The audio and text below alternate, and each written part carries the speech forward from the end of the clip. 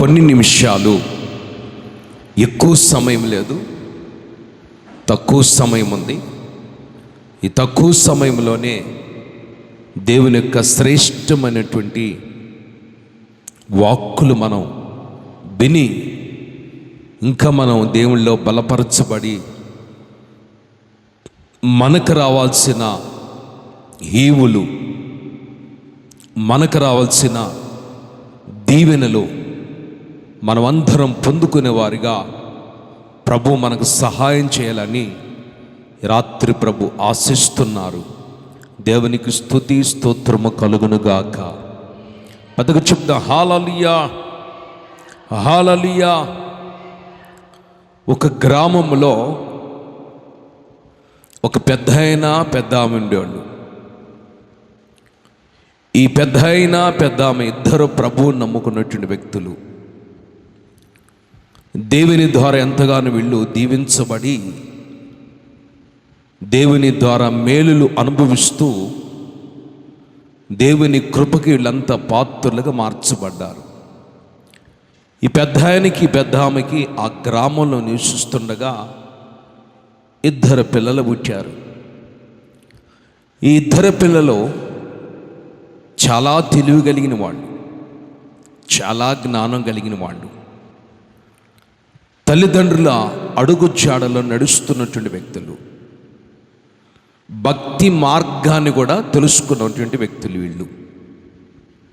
తండ్రి ఏదైతే నేర్పించాడో, తల్లి ఏదైతే నేర్పించిందో ఆ నేర్పుతో కూడిన గుణపాఠాలు నేర్చుకొని ఈ ఇద్దరు కుమారులు, పెద్దవాడు రెండోవాడు, ముందుకు సాగిపోతూ ఉన్నారు. అనుకోని రీతిలో ఈ అన్నదమ్ములకి కొంచెం సమస్యలు ప్రారంభమైనవి. ఒకరి మాట ఒకరు ఐక్యత లేకపోవటం, సమ్మతించకపోవటం, ఒకరినొకరు దూషించుకునే పరిస్థితులు వాళ్ళని సమీపిస్తూ వచ్చింది. ఇలాంటి పరిస్థితుల మధ్యలో ఇది గ్రహించిన తల్లి, నాకు ఇద్దరు బిడ్డలు, ఇద్దరిలో ఎవరికి ఏదైనా నష్టం జరిగినా నేనే బాధపడవలసి వస్తుంది. కన్ను నాదే, చెయ్యి నాదే, కాలు నాదే, బ్రేళ్ళు నాయే అన్నట్లుగా ఆలోచించి ఈ తల్లి చిన్న అబ్బాయిని పిలిచింది. అరే రారా, నీకు మీ అన్నకు సంభవిస్తున్నటువంటి గొడవలని నేను బాగా గమనిస్తున్నాను. వాడు కోపంతో బాగా రగిలిపోతున్నాడు. బహుశా వాడి కోపం నిన్ను చంపేస్తుందేమో, నిన్ను మరణానికి అప్పగిస్తుందేమో. గనుక దయచేసి నువ్వు ఇక్కడి నుంచి మా నాన్నగారింటికి వెళ్ళాలి, మా అన్నగారింటికి బయలుదేరి వెళ్ళు అని ఆ తల్లి చిన్న బిడ్డకు చెప్పినప్పుడు ఆ యవనస్తుడు తల్లి మాట విని, తండ్రి మాట విని తిన్నగా వాళ్ళ అమ్మగారు యొక్క అన్నగారి ఇంటికి, వాళ్ళ సొంత ప్రాంతానికి బయలుదేరి వెళ్తూ ఉన్నాడు. దేవునికి స్తోత్రం. చేతులు బయటికి అడిగలు చెప్పాలి. తల్లి చెప్పిన మాట విని ఆ యవనస్తుడు అన్నటువంటి చిన్న బిడ్డ తల్లి మాట కట్టుబడి బయలుదేరి వెళ్ళాడండి. కట్టు వస్త్రాలు, ఇక తన దగ్గర ఆస్తులు లేవు, బంగారం లేదు, ఏ ధనము లేదు, ఏ బలము లేదండి. చూడండి, ఈ రోజున మనం గమనిస్తే మన పిల్లలు ఉన్నారు. మన పిల్లలు తల్లిదండ్రులు మాట వింటున్నారా? తల్లిదండ్రులు చెప్పిన మాటని, కట్టడను మనం గైకునే వారిగా మన పిల్లలు గైకొంటున్నారా? మనం కూడా యేసుక్రీస్తు చెప్పిన కట్టడ ప్రకారం మనం నడిపించబడుతున్నామా, లేక ఎనుతిరిగి మళ్ళా వెళ్ళమన్నప్పుడు వెళ్ళకుండా అలాగనే ఆగిపోతున్నామా అన్న విషయాన్ని మనం గమనించుకోవాలి. ఒక్క మాట కూడా చెప్పలేదు చిన్న కుమారుడు.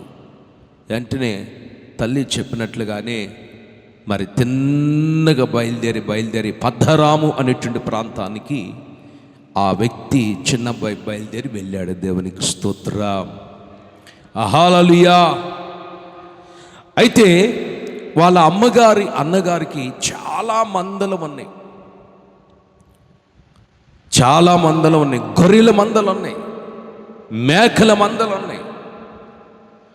అయితే ఈ అబ్బాయిని చూశాడు, అరే నువ్వు నాకు రక్త సంబంధివి, నువ్వు నాకు చెల్లెల కొడుకు కాబట్టి ఈ గొర్రెలు కాయాలి, ఈ మందలు కాయాలి, నువ్వు నాకేమి ఊరికేమి కాయొద్దు, నువ్వు గొర్రెలు కాసినందుకు మందలు కాసినందుకు నేను నీకు జీతం ఇస్తా,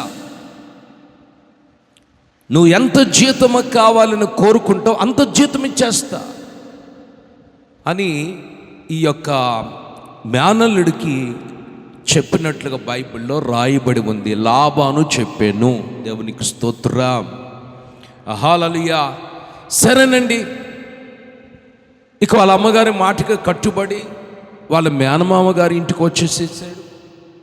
వచ్చిన తర్వాత అక్కడ ఏం చేస్తున్నాడు, మేకలకు వస్తున్నాడు, గొర్రెల మందలకు వస్తున్నాడు, ఏ పని చెప్తే ఆ పని చేస్తూనే ఉన్నాడు. ఇతడు యవనస్తుడు కాబట్టి వాళ్ళ మేనమామకి ఇద్దరు కుమారులు ఉన్నారు, ఇద్దరు కుమార్తెలు ఉన్నారు. దేవునికి స్తోత్రం. మొదట ఆమె పేరు లేయా, రెండో కుమార్తె పేరు రాహేలు అని బైబిల్లో రాయబడి ఉంది. దేవునికి స్తోత్రం. చేతులు సభగడిగలో చెప్దాం. మొదట ఆమె పేరు లేయ, అంటే జబ్బు కళ్ళు కలిగిన స్త్రీ. రాహేల్ అంటే అసూయ బుద్ధి కలిగిన స్త్రీ. అయితే రూపత్తు కలిగినటువంటి స్త్రీ, గుణము కలిగిన స్త్రీ, సౌందర్యము కలిగిన స్త్రీ అని బైబిల్లో రాయబడి ఉంది. సుందరి అని బైబిల్లో రాయబడి ఉంది. ఇక యాకోబు ఈ మందలు కాస్తూ ఉన్నాడు. ఏనండి, జీతం ఏం తీసుకోవట్లేదు, జీతం ఇస్తానని నాకేం అవసరం లేదు, మీ అమ్మాయిని ఇస్తే నేను పెళ్లి చేసుకుంటాను అన్నాడండి. సరే, లాభాను మేనమామ కాబట్టి ఎవరిని చేసుకుంటాను అని అడిగాడు. నేను ఎవరినో చేసుకోను, మీ చిన్న కుమార్తెను చేసుకుంటాను అన్నాడు. సరే, నా చిన్న కుమార్తెని నీకు నేను వివాహంకు సిద్ధపరిచి నా కుమార్తె నీకు పెళ్లి చేయుటకు ఇష్టపడాలంటే, నా కుమార్తె నీకు నేను ఇవ్వాలంటే 7 సంవత్సరాలు నువ్వు నాకు కొలువు చెయ్యాలి. దేవునికి స్తోత్రం చెప్పాలి గట్టిగా. ఒక నిబంధన పెట్టాడు. మీరు ఆలోచించండి. లాభాను అంటే ఎవరంటే దేవుని వెరగని అన్యుడు. యాకోబు ఎవరంటే దేవుని గుర్తించిన వాడు. అబ్రహాము దేవుడు, ఇస్సాకు దేవుడు. ఏమండి, యాకోబు దేవుడు మనం చెప్తాం. అబ్రహాం ఎవరు? యాకోబుకి తాతగారు. ఏమండి, యాకోబుకి ఇస్సాకు ఎవరు? తండ్రి గారు. దేవునికి స్తోత్రం. ఇట్లా ముందుకు వచ్చుకోవచ్చు, ఇక్కడ వచ్చి ఇట్లా లే, పైకి లే ఇట్లా. ఓకే, అక్కడ వచ్చు. చేతులు సభకి అడిగాలి, చెప్దాం హల్లెలూయా. పెద్దకు చెప్దాం హల్లెలూయా. మీరు చాలా జాగ్రత్తగా వాక్యం వింటేనే మీకు అర్థమవుతుంది. వాక్యం వినకపోతే మీకు అర్థం కాదు. ఇటు తిరగాలి, నోటి తిరగకూడదు, నాకలు చూడాలి. ఓకే, ఇక్కడ మనం గమనిస్తే, నా చిన్న కుమార్తెను నీకు నేను పెళ్ళికి ఇవ్వాలంటే, వివాహము చేయాలంటే, నీవు నాకు 7 సంవత్సరాలు కొలువు చేయాలి. యాకోబు దేవుని బిడ్డ కాబట్టి వాళ్ళ మేనమామ మాట ధిక్కరించకుండా రాహేల్ని ప్రేమించాడు కాబట్టి, చిన్న కుమార్తెను పెళ్లి చేసుకున్నట్టుకు ఇష్టపడ్డాడు కాబట్టి 7 సంవత్సరాలు యాకోబు లాభాను దగ్గర కొలువు చేస్తూనే వచ్చాడు. దేవునికి స్తోత్రం. కొలువు చేశాడు. అయితే పెళ్ళయింది. ఆశ్చర్యం ఏమిటంటే, పెద్ద కుమార్తె నీవకుండా రెండో కుమార్తె నీకు ఇవ్వటం మా సంప్రదాయము కాదని ఆ రాత్రి పెద్ద కుమార్తెను పంపించాడు యాకోబు దగ్గరికి. తెల్లవారు చూస్తే లేయా తనకు భారీగా ఉంది. మీరు ఆలోచించండి, లేయా తనకు భారీగా ఉంటే యాకోబు అడిగాడు, మామగారు, నువ్వు నన్ను ఇంత మోసం చేస్తాను, నేను కళ్ళ కూడా ఊహించలేదు. ఇది నీకు కరెక్టేనా? ఇది నీకు పద్ధతేనా? నన్ను నువ్వు మోసం చేసేది. నీ చెల్లెల కొడుకుని నన్ను నువ్వు మోసం చేస్తావా? నువ్వు నేను చిన్న కుమార్తెని ఇస్తానంటే నీ 7 సంవత్సరాలు నీకు నేను కొలువు చేశాను. రాత్రి మగులు మందల మేపాను, కావులు కాస్తూ ఉన్నాను, ఎండకెండాను, వర్షానికి తడిశాను, క్షీణించిపోయింది నా ఆరోగ్యం అంతా. ఇది నీకు కరెక్టేనా? తెల్లవారు చూస్తే తన యొక్క పడకలో లేయా, జబ్బు కళ్ళతో కలిగినటువంటి లేయా యాకోబు ఎదుట ఉంది. ఆమేన్. యాకోబు మోసపోయాడు. వాళ్ళ మేనమామతో చెప్తే వాళ్ళ మేనమామ అన్నాడు లాబాను, బాబు, పెద్ద కుమార్తెకి వివాహము కాకుండా చిన్న కుమార్తెని ఇవ్వుట మాకు సంప్రదాయం కాదు, ఇది మా మర్యాద కాదు. మరి నేను చిన్న కుమార్తెను కదా నీకు నేను పెళ్లి చేసుకుంటానని చెప్పింది. లేదయ్యా, ఇప్పుడు నా చిన్న కుమార్తె నీకు మరలా భారీగా చేయాలంటే 7 సంవత్సరాలు నువ్వు కొలువు చేయాలి. దేవునికి స్తోత్రం. 14 సంవత్సరాలు కొలువు చేసి యాకోబు ఏమండి 2 భార్యలను చేసుకున్నాడండి. ఒక వ్యక్తి జీవితంలో 14 సంవత్సరాలు సమయం పోయిందంటే ఎంత వయసు పైబడిపడుతుందో మీరు ఒకసారి ఆలోచించండి. ఒక్కరోజు గతించిపోతేనే మన యొక్క వయస్సు పైబడిపోతుంది. నేను ఒక తమ్ముడిని అడిగా, ఏంటి తమ్ముడు నీ పరిస్థితి ఏంది? నువ్వు బాగా చదువుకున్నావు కదా, బాగా కష్టపడ్డావు కదా, మీ అమ్మోళ్ళు ఒటించి కష్టపడి రూపాయి మీద రూపాయి సమకూర్చి నిన్ను కష్టపడి చదివించారు కదా తమ్ముడు, నువ్వెందుకు జాబ్కి వెళ్ళటం లేదు?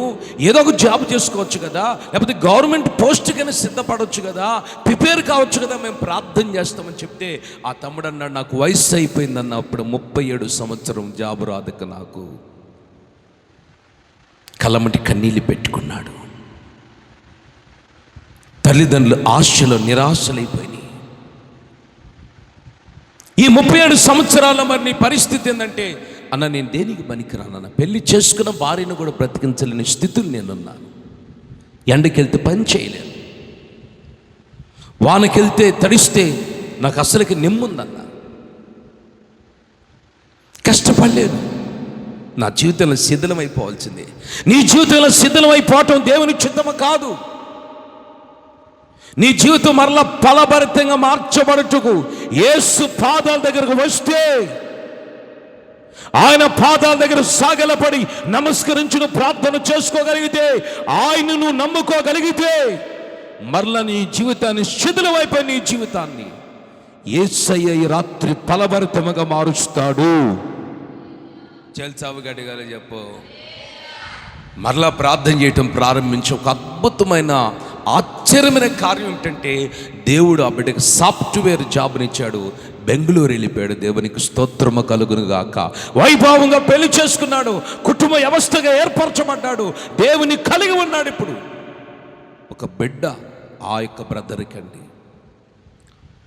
ఈ రాత్రి మనం గమనిస్తే యాకోబు జీవితంలో 14 సంవత్సరాలు భార్యల నిమిత్తమై కొలువు చేసి తన యొక్క వయస్సును కోల్పోయాడు.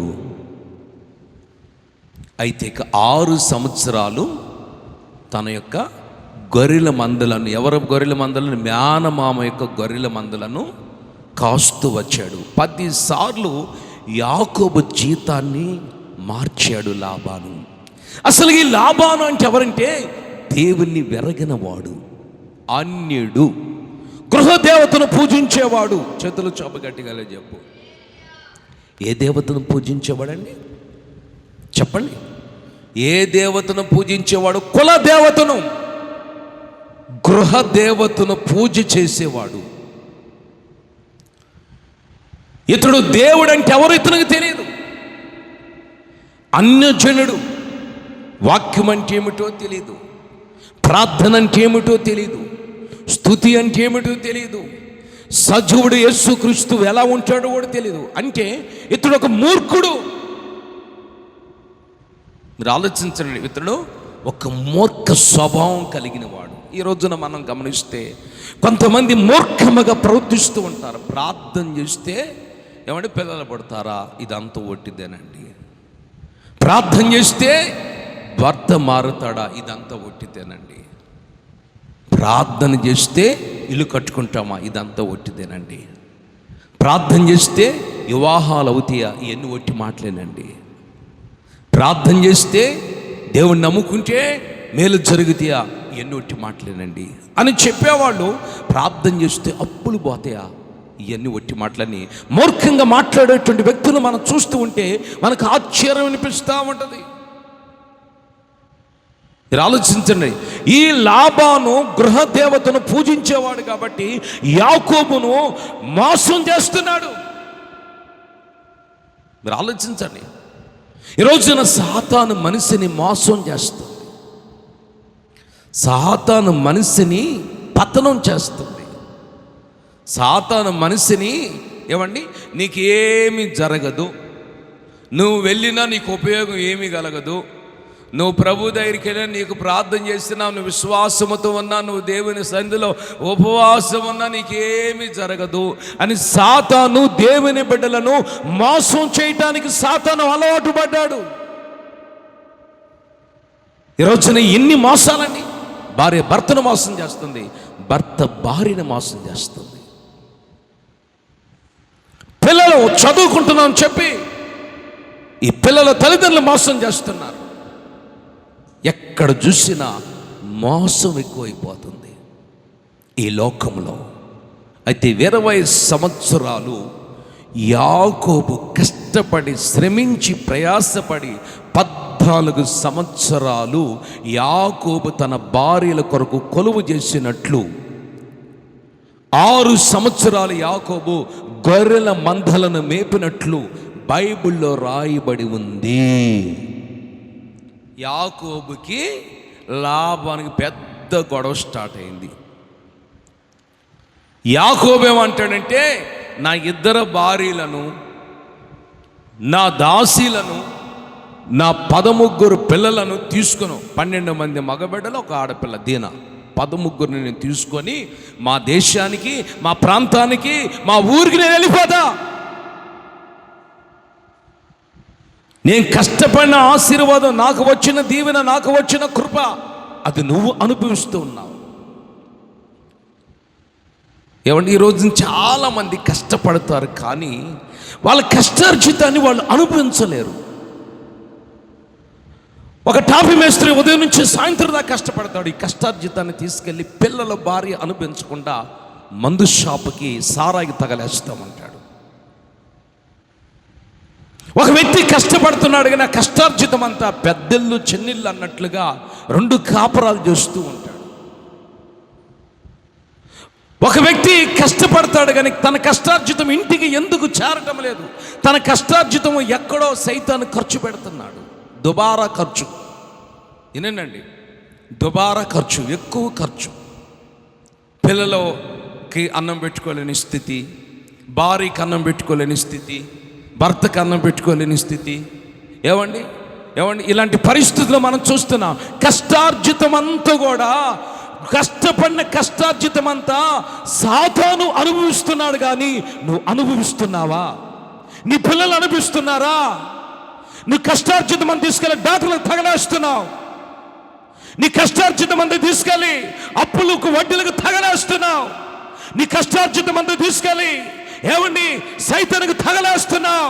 ఎప్పుడు నువ్వు తినేది, ఎప్పుడు నీ పిల్లల్ని పెట్టుకునేది, ఎప్పుడు నువ్వు పోషించబడేది, ఎప్పుడు నువ్వు సుఖంగా ఉండేది? సమాధి దగ్గరికి వెళ్ళేటప్పుడు నువ్వు సుఖంగా ఉండేది? మీరు ఆలోచించండి.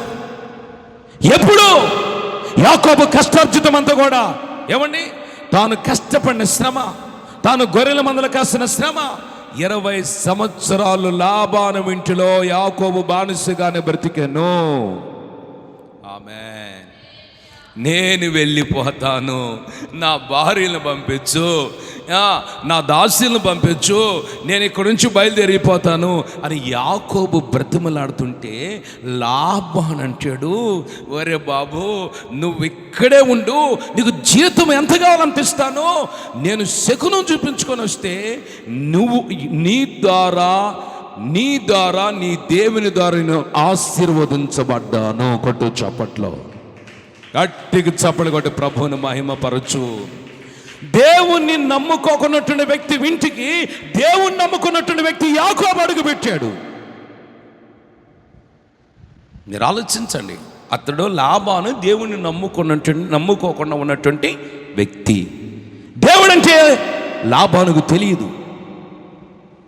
అతడు ఏం చేశాడు? గృహ దేవతను పూజించేవాడు. దేవుని నమ్ముకున్న యాకోబు లాబాను గృహములో పాదము పెట్టెను. స్తోత్రం చెప్ప గట్టిగా, హల్లెలూయా. ఎప్పుడైతే యాకోబు లాబాను గృహములో పాదాలు పెట్టాడో, యాకోబు పెట్టిన ప్రతి పాదమల్లా దేవుడు జ్ఞాపకం చేసుకొని యాకోబును బట్టి లాబానును ఆశీర్వదించెను. చూశారండి, శకునం చూసుకొని వచ్చి, వరే లాబాను నువ్వు నా ఇద్దరు కూతురుని చేసుకున్నావురా బాబు, నువ్వు వెళ్ళిపోవద్దురా. యాకోబు మీద ప్రేమతో వెళ్ళిపోవద్దు అన్నాడా? మీరు చెప్పండి, చెప్పండి. యాకోబు మీద ప్రేమతో వెళ్ళిపోవద్దు అంటున్నాడా? నీ యాకోబు నీకు జీతం ఇస్తా చెప్పు, నువ్వు మాత్రం ఇక్కడి నుంచి నా ఇంట్లో నుంచి వెళ్ళిపోవద్దు, నువ్వు నా గృహములోనే అడుగు పెట్టాలి, నా పొలములోనే అడుగు పెట్టాలి, నా మందలో నువ్వు అడుగు పెట్టాలి, నా యొక్క జీవితంలో నువ్వు అడుగు పెట్టావు యాకోబు అని అంటున్నాడు. కారణం ఏమిటంటే లాబాను గుర్తించాడు. ఏం గుర్తించాడు? యాకోబు ఎప్పుడైతే నా గృహములో అడుగు పెట్టాడో యాకోబు దేవుడను ఆశీర్వదించడం ప్రారంభించాను. కొట్టు చప్పట్లో, దేవునికి స్తోత్రము కలుగునుగాక. హల్లెలూయా. యాకోబు దేవుడు అదుగో యాకోబును బట్టి యాకోబు ఆరాధించే దేవుడు, యాకోబు సేవించే దేవుడు, యాకోబు నమ్ముకున్న దేవుడు ఇదిగో నా గృహములో అడుగు పెట్టాడు. నాకు అంతకు మునుపు ఉంది కొంచెమే, మందలు కొంచెముగా ఉన్నాయి, పొలము కొంచెమే, ఆరోగ్యము కొంచెమే, వ్యాపారము కొంచెమే, పరిస్థితులన్నీ కొంచెం ఇబ్బందిగా ఉన్నాయి అని ఈ శకునం తెలుసుకున్నటువంటి ఈ లాబాను యాకోబును మాత్రం పంపించడానికి ఇష్టపడటం లేదు. ఆమేన్. దేవుని నమ్ముకున్న మనం, రక్షణ పొందిన మనం, బాప్తిసం తీసుకున్న మనం, పరిశుద్ధాత్మ చేత నింపబడిన మనం, నువ్వు అన్యుల మధ్య అడుగుపెట్టినా నీ పాదము ఎక్కడ అడుగు పెడితే అక్కడ యేసయ్య నీతో ఉంటాడు కాబట్టి దేవుడు అక్కడ నిన్ను ఆశీర్వదిస్తాడు. చెప్పు, చేతులు చాపి పెద్దగా చెప్పు, హల్లెలూయా. దేవుని బిడ్డలు ఎక్కడ అడుగు పెడితే అక్కడ కలిసి వస్తుంది, అది కలిసి వస్తుంది. నువ్వు ముళ్ళ పొదలు అడుగు పెట్టావనుకో, సేవకుడిగా అక్కడ అడుగు పెట్టాడనుకో, ముళ్ళ పొదని యేసయ్య ఆనందపరముగా మారుస్తాడు. ఆమెను చెప్పు గట్టిగా, పెద్దగా చెప్పు. చదవండి ఆ వాక్యం, ఆదికాండము 30వ అధ్యాయం 30వ వచనం చూడండి.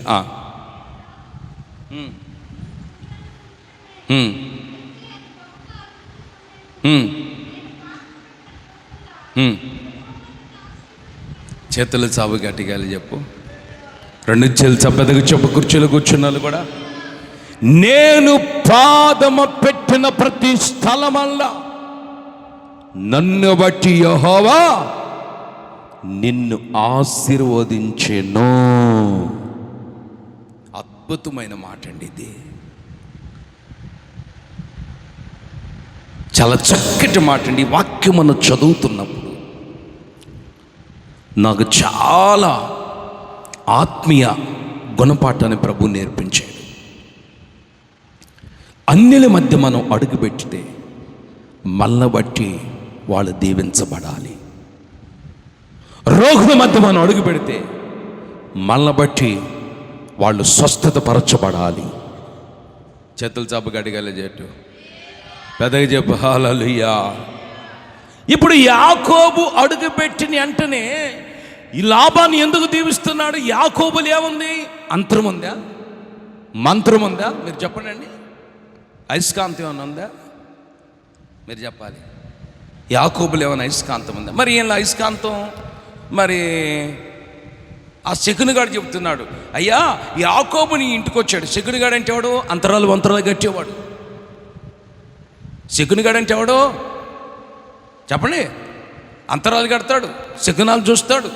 అలాంటి వాడు క్యాలెండర్ అంతా పరిశీలన చేసి ఏమంటే మొత్తం పరిశీలన చేసి అతను చెప్తున్నాడు, అయ్యో ఓ లాబాను గారు, యాకోబును బట్టి యెహోవా దేవుడు నిన్ను ఆశీర్వదించాడు.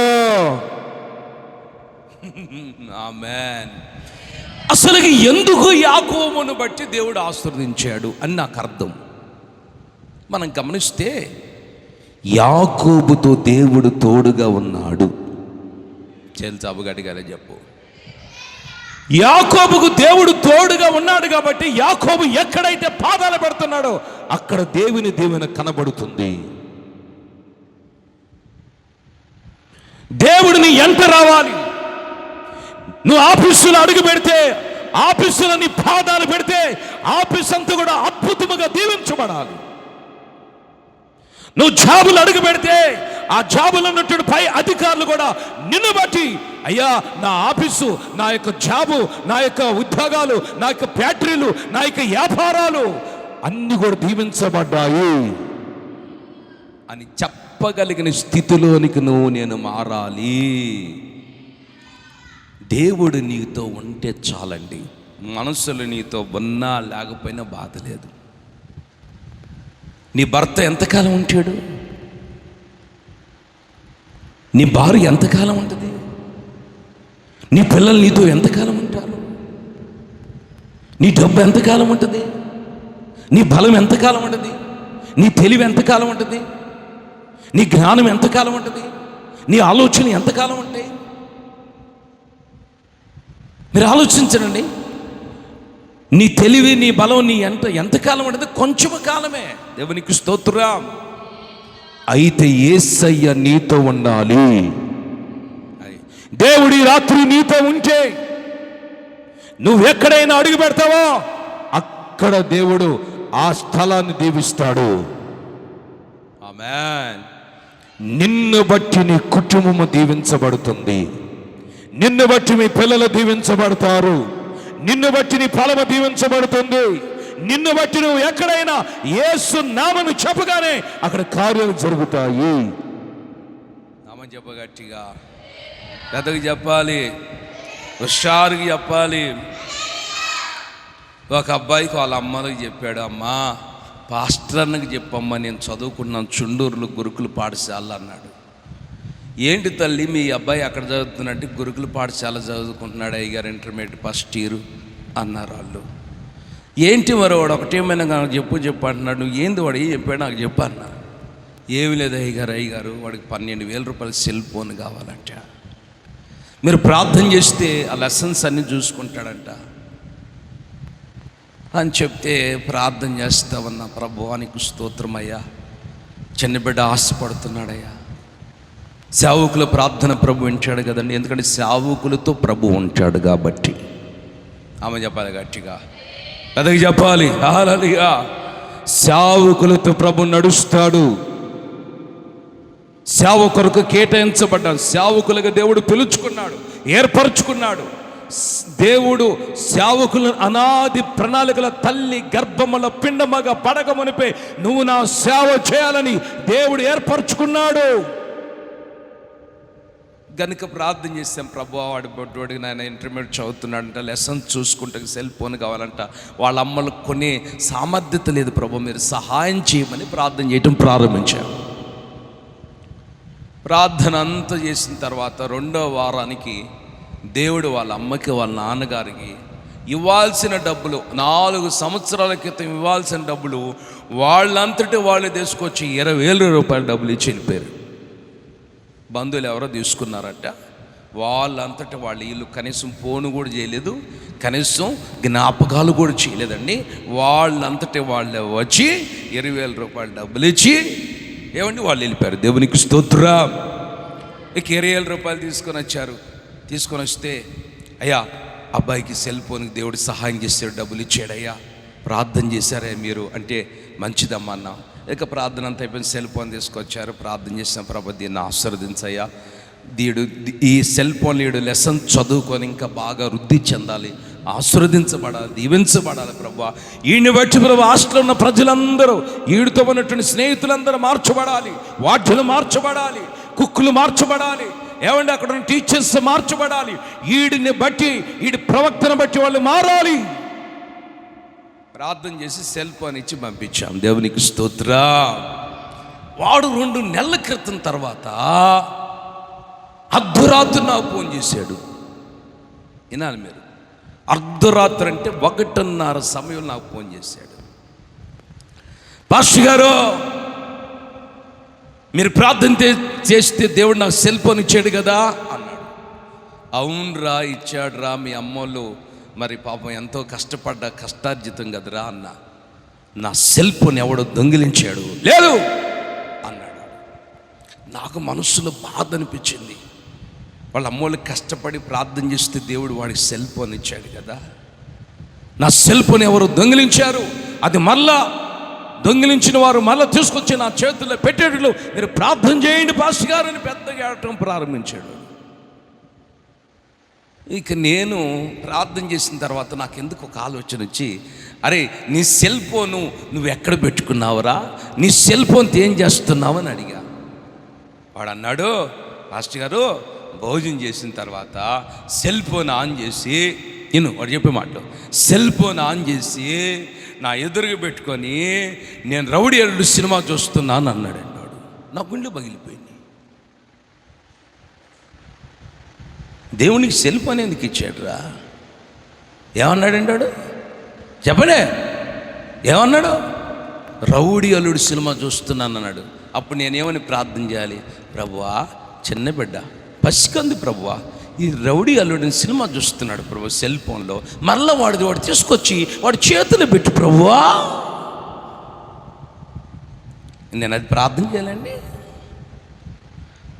చూడండి, ఈరోజు నేను ఎందుకు ఈ మాటలు చెప్తాను. దేవుడు నీ ఎంట ఉంటే, దేవుడు నీతో వస్తే, దేవుడు నీతో రావాలంటే నువ్వు యాకోబు వలె ప్రభు సన్నిధిలో నడిపించబడాలి. చేల్చాబు గట్టిగా చెప్పు, పెద్దగా చెప్పు, హల్లెలూయా. యాకోబు వలె నువ్వు ప్రభు సన్నిధిలో నడిపించబడాలి. యాకోబులు ఒక్కటే నేను నేర్చుకుంది ఏమిటంటే, యాకోబు మహారోషము కలిగిన వాడు, పౌరుషము కలిగిన వాడు, పోరాడే వ్యక్తి, పట్టుదల కలిగిన వ్యక్తి. దేవుడు యాకోబుతో మాట్లాడేంత వరకు యాకోబు మోకాల మీద ఉండి ప్రార్థించే అనుభవం కలిగిన వాడు. అది నీ జీవితంలో ఎన్ని రాత్రులు గడిచిపోయినాయి చెప్పు? నీ బ్రతుకులు ఎన్ని రోజులు గడిచిపోయినాయి చెప్పు? నీ జీవితంలో ఎంతకాలం గడిచిపోయింది చెప్పు? మన పుస్తకాలు ఓపెన్ చేస్తే ఒక్కొక్కరు 40, 70 లేలే 70 ఉన్నారు, కుర్చీలు కూర్చున్నారు. కొంత 70 సంవత్సరాల వయసులో ఉన్న వాళ్ళు 60, 50, 45, 35, 25 ఇలా వయస్సు పైబడుతుంది. యాకోబును బట్టి లాబాను దేవుడు ఆశీర్వదించడానికి కారణం ఏమిటి తెలుసా? యాకోబుతో దేవుడు ఉన్నాడు. యాకోబుతో దేవుడు ఉంటానికి కారణం, యాకోబు ప్రార్థనలో పెనుగులాడేవాడు. యాకోబుతో దేవుడు మాట్లాడేంత వరకు యాకోబు మోకాల మీద నుంచి కిందకు దిగేవాడు కాదు. చేతులు చాపు గట్టిగా చెప్పు. అరే ప్రాంతం చేసుకుందామని చిన్న మోకాలు వేసుకుని స్తోత్రం స్తోత్రం యేసు రక్తమే జయం, స్తోత్రం స్తోత్రం స్తోత్రం యేసు రక్తమే జయం, స్తోత్రం స్తోత్రం చిన్న మోకాలు వేసుకొని యేసు రక్తమే జయం, స్తోత్రం స్తోత్రం స్తోత్రం. ఏమండి, నిద్రలోకి వెళ్ళిపోతాం. ఎక్కడికి వెళ్తాం? ముందు సైతాన్ని పెట్టేది ముందేంది చెప్పండి, మీరు చెప్పండి ఏంటిది? నిద్ర ఆత్మ కలుగు చేస్తాడు. ఏ ఆత్మ? నువ్వు మోకాళ్ళ మీద ఉండు, ఒక్క 10 నిమిషాలు నీకు చెప్పకుండా వెళ్ళిపోతాడు వాడు. ఎవడాడు నిద్ర పెట్టి దురాత్మ వెళ్ళిపోద్ది, అంతేకా. దేవునికి స్తోత్రం చెప్పు గట్టిగా, పెద్దగా చెప్పు. కొంతమంది చెబుతారు, పాస్టర్ గారు నాకు నిద్రే రావట్లేదా, నిద్రపోతాడు బాగా ప్రార్థన చేయి.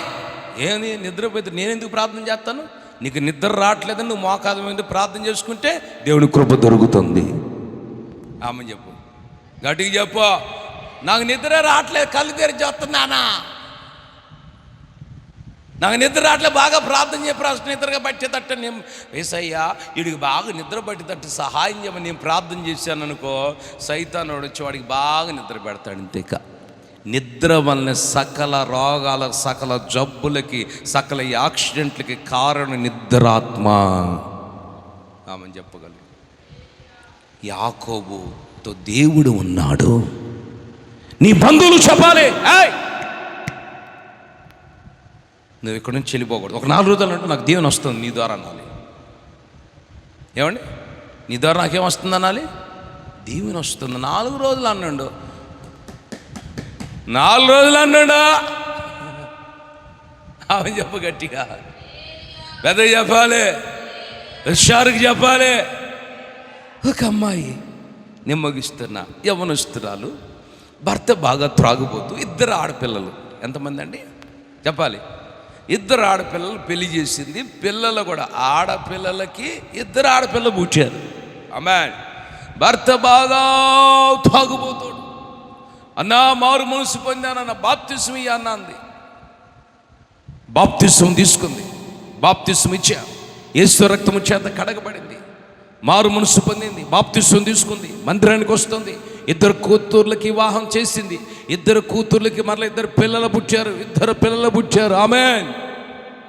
2 పిల్లలు పుట్టిన తర్వాత భర్త అన్నాడంట, అమ్మాయి నేను తాగుబోతును కదా, నువ్వేం చర్చికి రమ్మంటున్నావు, నీకు చర్చికి రావాలంటే కుదరదమ్మా, ఇది నేను చెప్పిన స్థలానికి నువ్వు వస్తే అప్పుడు నేను చర్చికి వస్తానన్నాడంట భర్త. ఆమేన్. అర్థమవుతుందండి? నేను చెప్పిన స్థలానికి నువ్వు నా ఎంట వస్తే అప్పుడు నేను కూడా నీతో చెప్పా చర్చికి వస్తా. ఆమేన్. చేతులు చాపని ముగిస్తాను, చెప్పండి గట్టిగా. సరే ఏం చెప్పు? ఏమి లేదు, బైబిల్ తీసుకో అన్నాడంట. బైబిల్ తీసుకుంది, బస్సు ఎక్కన్నాడంట. బస్సులు ఇప్పుడు ఫ్రీ బస్సులే కదండి. ఎక్కిందంట. ఆయన వరకు టికెట్ తీసుకున్నాడు. ఏం ఫ్రీ బస్సు సెంటర్లో, భవానీ సెంటర్లో దిగు అన్నాడు. భవానీ సెంటర్లో దిగింది. ఇక రా నా ఎంట అన్నాడు. ఏంది, ఏమన్నా బిర్యానీ పెట్టిస్తాడేమో అనుకుందేమో పాపం ఆమె. ఏమండి, మరి నమ్ముతారు కదండి, భర్త మాట భార్యలు నమ్ముతారు కదండి. సరే రానుగా నా ఎంట పరిగెత్తుకుంటూ వెళ్ళిందంట. సినిమాల దగ్గరికి వెళ్ళాడంట. చేతులు, అమ్మాయి చేతులు ఏముంది? మీరు చెప్పాలి, ఏముంది? బైబిల్ అని. నేను చర్చికి రావంటే ఇప్పుడు నువ్వు నాతో రా అన్నాడట.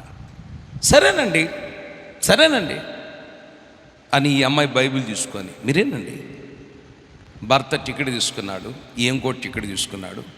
భర్త సినిమాల్లోకి లోపలికి వెళ్ళిపోయాడు. ఏం బైబిల్ పట్టుకొని వెళ్ళి 2 సినిమా చూసి బైబిల్ పట్టుకొని మాకు తిరిగి వస్తున్నారట. ఆమె చెప్పు గట్టిగా, పెద్దగా చెప్పాలి.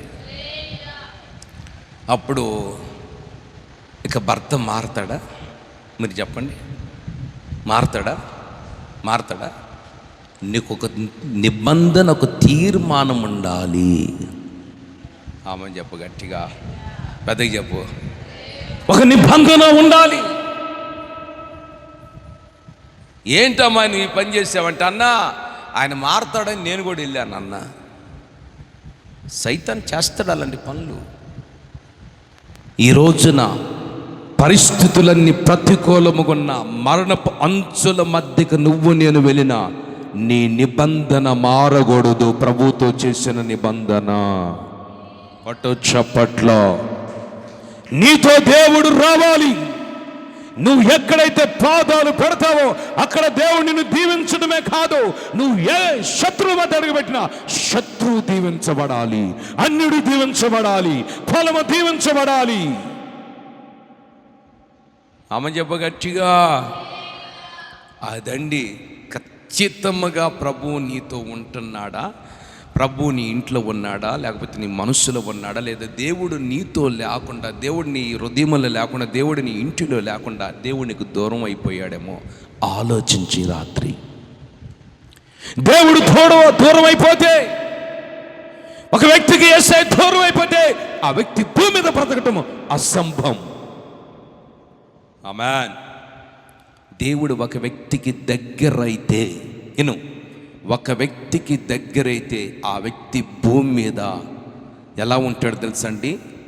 ఆశీర్వాదకరముగా ఉంటాడు. ఆమె చెప్పగట్టిగా దేవునికి స్తోత్రం.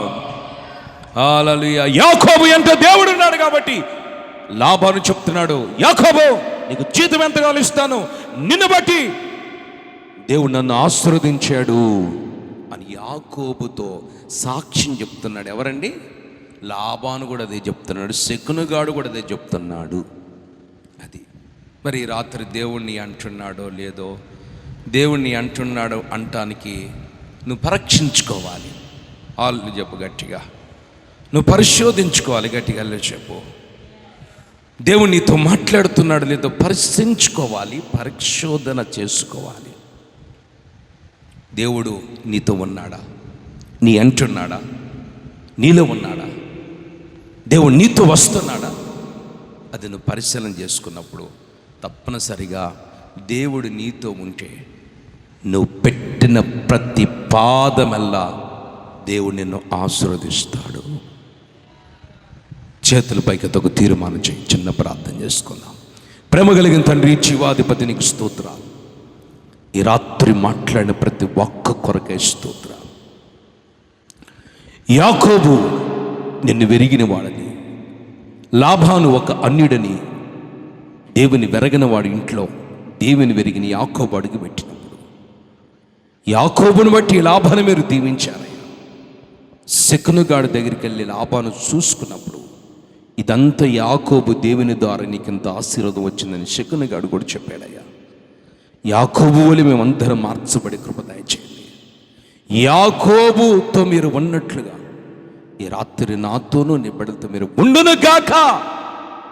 ప్రార్థించే అనుభవం, నీతో నిత్య నిబంధన చేసే అనుభవం, తీర్మానము చేసుకునే అనుభవం మందరి జీవితంలో మీరు కలుగు చేసి మా పాదాలను శాపను తొలగించి మీరు మాతో ఉండి మా అంటూ ఉండి మీ బిడ్డలో ఎక్కడైతే ఈ బిడ్డల పాదాలు నిలుపుతారో ఆ పాదాలు నిలిపిన ప్రతి స్థలములో నీ సమాధానం కలుగునుగాక, నీ శాంతి కలుగునుగాక, నీ ఆశీర్వాదము కలుగునుగాక, నీ యొక్క మహిమ అక్కడ కుమరించబడునుగాక అని ప్రార్థన చేస్తున్నానయ్యా.